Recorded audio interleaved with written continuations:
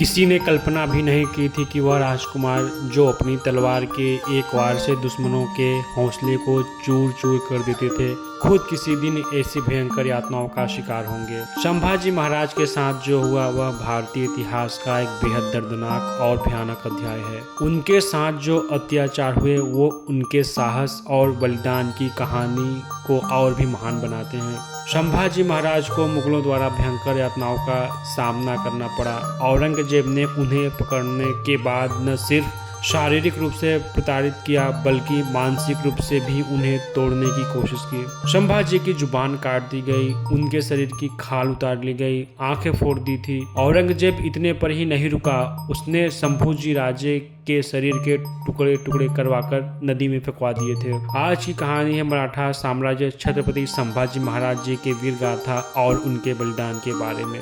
संभाजी महाराज का जन्म 14 मई 1657 ईस्वी को पुरंदर के किले में हुआ था। वे महान छत्रपति शिवाजी महाराज और उनकी पहली पत्नी सईबाई के पुत्र थे। वैसे शूरता वीरता के साथ निडरता का वरदान भी संभाजी को अपने पिता शिवाजी महाराज से मानव विरासत में प्राप्त हुआ था। जब वे केवल 2 साल के थे तब उनकी मां का निधन हो गया। मां की मृत्यु के बाद संभाजी का पालन पोषण उनकी दादी जीजाबाई ने किया। जीजाबाई ने अपने पुत्र शिवाजी की तरह ही पोते संभाजी में भी राष्ट्र प्रेम, धर्म प्रेम, हिंदवी स्वराज और आदर्श जीवन मूल्यों को स्थापित किया।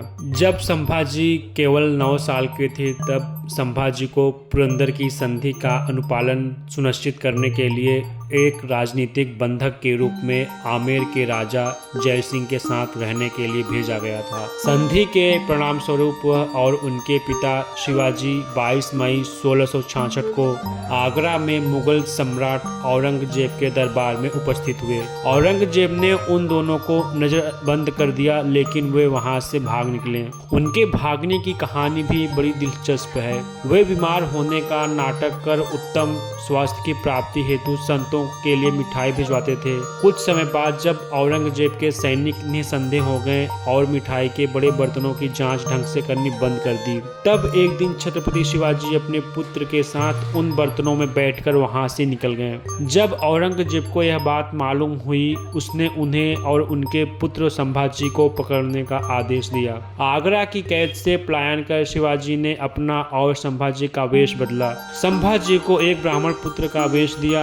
आगरा से सीधे पूना की तरफ जाने के बजाय वे उत्तर में मथुरा गए। पिता पुत्र की जोड़ी देखकर पकड़े जाने की संभावना है, यह जानते हुए संभाजी को मथुरा में कृष्ण जी पंत के यहाँ छोड़ दिया। शिवाजी स्वयं एक साधु का वेश धारण कर मथुरा से काशी की दिशा में चल पड़े। अगस्त का महीना, घनघोर वर्षा, नदी नाले पूरे उफान पर थे। ऐसे समय में मात्र 28 दिन में काशी, प्रयाग, गया होते हुए लगभग 2200 किलोमीटर की दूरी पार कर लगातार घुड़दौड़ करते हुए राजगढ़ पहुंच गए। जब संभाजी औरंगजेब के कारावास से भाग रहे थे तो उस समय उनकी मुलाकात ब्राह्मण कवि कलश से हुई, जो आगे चलकर उनके सलाहकार बने। संभाजी महाराज ने 13 साल की उम्र में 13 भाषाएं सीखी। पर्शियन, हिंदी, अरबी, पुर्तगीज जैसे आदि भाषाएं शामिल हैं। उन्होंने केवल 14 साल की उम्र में संस्कृत भाषा में कई ग्रंथ भी लिखे, जैसे उद्भूषण, नक्षिक, नायिका भेद तथा सातशातक। शिवाजी महाराज के सबसे बड़े पुत्र होने के नाते संभाजी अपने पिता द्वारा हिंदवी स्वराज के निर्माण के लिए किए गए प्रयासों को देखते हुए बड़े हुए। मराठा साम्राज्य के राजकुमार के रूप में संभाजी ने एक से अधिक अवसरों पर अपनी बहादुरी और सैन्य प्रतिभा साबित की।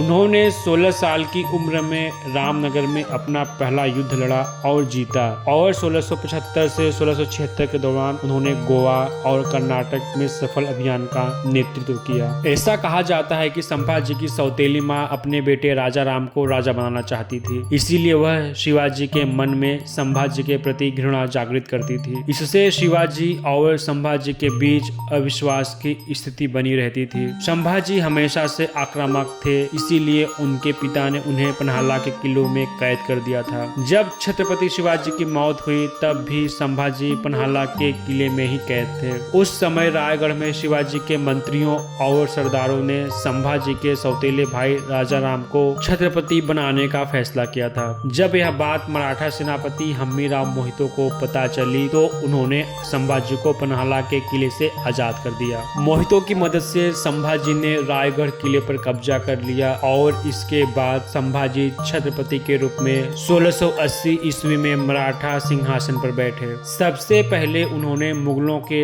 शहर बुरहानपुर पर धावा बोला और उन्हें नष्ट कर दिया। औरंगजेब इतना क्रूर था कि उसके आतंक से तंग आकर उसका सबसे छोटा बेटा मोहम्मद अकबर भी भागा भागा फिर रहा था। इसी क्रम में उसने छत्रपति संभाजी महाराज के दरबार में शरण ली थी। छत्रपति बनते ही 9 सालों में 120 लड़ाइयां लड़ी, लेकिन एक भी नहीं हारे। संभाजी महाराज का जीवन एवं उनकी वीरता ऐसी थी कि उनका नाम लेते ही औरंगजेब के साथ तमाम मुगल सेना थर्राने लगती थी। संभाजी के घोड़े की टाप सुनते ही मुगल सैनिकों के हाथों से अस्त्र शस्त्र छूटकर गिरने लगते थे। संभाजी महाराज ने मुगलों को भारत से पूरी तरह से उखाड़ फेंकने की योजना बनाई। इसकी योजना और आगे की कार्यवाही के लिए संगमेश्वर में एक गुप्त बैठक बुलाई गई। गणोजी शिर्के संभाजी महाराज के बहनोई थे। संभाजी महाराज ने उन्हें वतनदारी और जहांगीरी देने से साफ इनकार कर दिया था। इसीलिए गणोजी शिर्के ने मुगलों से हाथ मिला लिया। गणोजी ने संभाजी के साथ विश्वासघात करते हुए मुगल दरबार मुकर्रब खान को सूचित किया कि संभाजी महाराज संगमेश्वर में हैं। संभाजी राजे ने अपने अभियानों में जिन गुप्त मार्गों का उपयोग किया वे केवल मराठों को ही पता था। गणोजी ने मुकर्रब खां को संगमेश्वर के गुप्त मार्ग के बारे में बताया। संभाजी महाराज ने कुछ सरदारों और विश्वास पात्र मंत्रियों को संगमेश्वर बुलाया था। एक गुप्त बैठक के बाद गांव वालों के आग्रह पर वे उनकी बात का सम्मान करते हुए कुछ समय तक प्रतीक्षा करने को तैयार हो गए। उन्होंने सेना को रायगढ़ भेजा और अपने साथ केवल 200 सैनिक रखे। अपने मित्र और सलाहकार कवि कलश और 25 विश्वसनीय सलाहकार रखे। जैसे ही संभाजी महाराज गांव से बाहर निकल रहे थे 10,000 मुगल सैनिकों ने उन्हें और उनके साथियों को घेर लिया। सभी साथियों और प्रमुखों ने बहादुरी से लड़ाई लड़ी। झड़प गांव में एक भयानक रक्तपात हुआ जहां संभाजी राजा की सेना ने अपनी पूरी ताकत से मुगलों की विशाल सेना का सामना किया। लेकिन अंत में 1 फरवरी 1889 को मुगलों ने संभाजी और उनके मित्र कवि कलश को धोखे से पकड़कर बंदी बना लिया। संभाजी की हुई अचानक गिरफ्तारी को लेकर औरंगजेब और पूरी मुगलिया सेना हैरान थी। संभाजी का भय इतना ज्यादा था कि पकड़े जाने के बाद भी उन्हें लोहे की जंजीरों से बांधा गया। बेड़ियों में जकड़कर ही उन्हें औरंगजेब के पास ले जाया गया। औरंगजेब से आज तक किसी की हिम्मत नहीं हुई थी नजर से नजर मिलाने की, लेकिन संभाजी राजे सर बिना नीचे झुकाए उसके नजर से नजर मिला रहे थे। औरंगजेब ने छत्रपति संभाजी महाराज के सामने कई मांगे रखी और कहा कि अगर उन्होंने बात मान ली तो उनकी जान बख्श दी जाएगी। संभाजी महाराज से उनका सारे किलों को मुगलों को देने को कहा गया। उनसे कहा गया कि वे उन सभी मुगलों के नाम बताएं जो मराठा से मिले हुए हैं। उन्हें इस्लाम कबूल करने को भी मजबूर किया गया। संभाजी राजे ने इसे मानने से साफ मना कर दिया तो उन पर अत्याचार शुरू कर दिया गया। संभाजी राजे और कवि कलश को जोकर जैसे कपड़े पहनाकर ऊंट पर उल्टा बिठाकर शहर में घुमाया गया। उन पर पत्थर बरसाए गए, भाले चुभाए गए और एक बार फिर से इस्लाम कबूलने के लिए कहा, लेकिन उन्होंने फिर मना कर दिया। तब औरंगजेब ने गुस्से से बोला, आंखें निकाल लो इसकी। आंखें निकालने से पहले इसकी जुबान काट डालो और ये सजा पहले इस कवि पर आजमाओ। औरंगजेब निकल गया, पर जाने से पहले उसने एक धूर्त चाल चली। उसे लगा जब कविराज पर यह सजा आजमाई जाएगी तब संभाजी राजे का दिल टूट जाएगा और स्वयं के प्राणों की रक्षा हेतु वह इस्लाम कबूल कर लेंगे। लेकिन औरंगजेब को मालूम नहीं था ये शेर का छावा था जो अपने धर्म पर मर मिटने वाला। उसे मृत्यु का भय नहीं था। कविराज की पहले जबान काटी गई, आंखें निकाली गई। यही सजा बाद में संभाजी राजे को दी गई। उनकी जीभ काटकर उन्हें रात भर तड़पने के लिए छोड़ दिया गया। अगले दिन उनकी आंखें फोड़ी गईं और उन्हें अंधा कर दिया गया। इस दौरान लगातार उनसे कहा जाता रहा कि अगर उन्होंने इस्लाम अपना लिया तो उनकी जान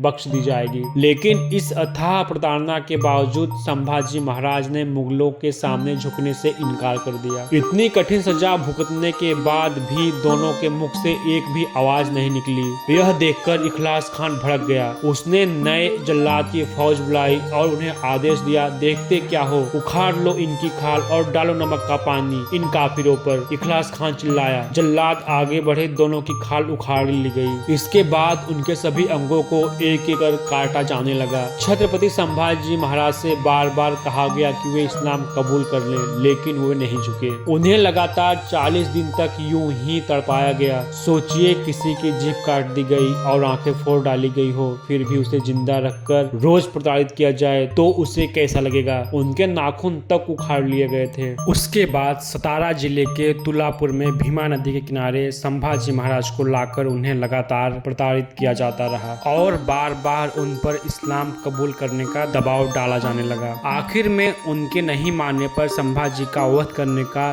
निर्णय लिया गया। छत्रपति संभाजी महाराज का गला काट दिया गया, उन्हें मार डाला गया। उनके सिर को लेकर दक्षिण के कई प्रमुख शहरों में घुमाया गया। औरंगजेब ने अपना डर कायम करने के लिए और हिंदुओं की रूह खपाने के लिए ऐसा किया। इसके लिए 11 मार्च 1689 का दिन तय किया गया, क्योंकि उसके ठीक दूसरे दिन हिंदू नववर्ष था। औरंगजेब चाहता था कि संभाजी महाराज के मृत्यु के पश्चात हिंदू जनता नववर्ष के अवसर पर शोक मनाए। औरंगजेब ने जिस प्रकार की क्रूरता दिखाई, उसकी अपेक्षा एक मनुष्य से नहीं की जा सकती। कोई राक्षस ही उतना नृशंस हो सकता था। बताया जाता है कि संभाजी के शव के टुकड़े तुलापुर की नदी में फेंक दिए गए थे, जहां से निकालकर कुछ लोगों ने शरीर की सिलाई की और अंतिम संस्कार किया था। वहीं कुछ और लोगों का मानना है कि संभाजी के शरीर के टुकड़े को औरंगजेब ने कुत्तों को खिला दिया था। संभाजी महाराज जी ने अपने प्राणों का बलिदान देकर हिंदू धर्म की रक्षा की और अपने साहस व धैर्य का परिचय दिया। उन्होंने औरंगजेब को सदा के लिए पराजित कर दिया। छत्रपति संभाजी महाराज का इतिहास वामपंथियों ने दबा दिया। इसका एक मुख्य कारण है क्योंकि छत्रपति शिवाजी महाराज के देह त्याग के बाद औरंगजेब ने अपना धर्म परिवर्तन का कार्य तेज कर दिया था।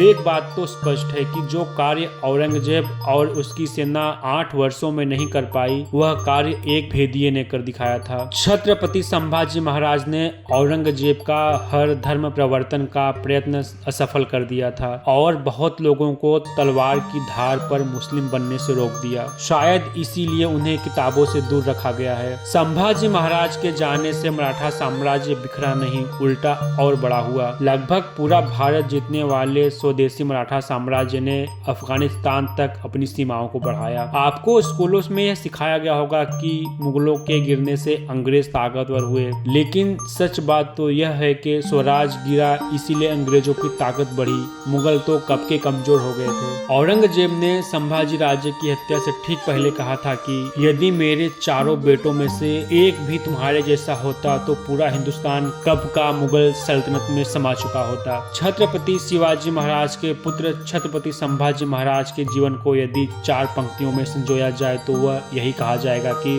देश धर्म पर मिटने वाला शेर शिवा का छावा था, महापराक्रमी परम प्रतापी एक ही शंभू राजा था। अगर आपको मेरा वीडियो पसंद आया हो तो कृपया इसे लाइक करें और मेरे चैनल को सब्सक्राइब करना ना भूलें। आपके सपोर्ट से मुझे और भी बेहतरीन वीडियो बनाने का मोटिवेशन मिलता है।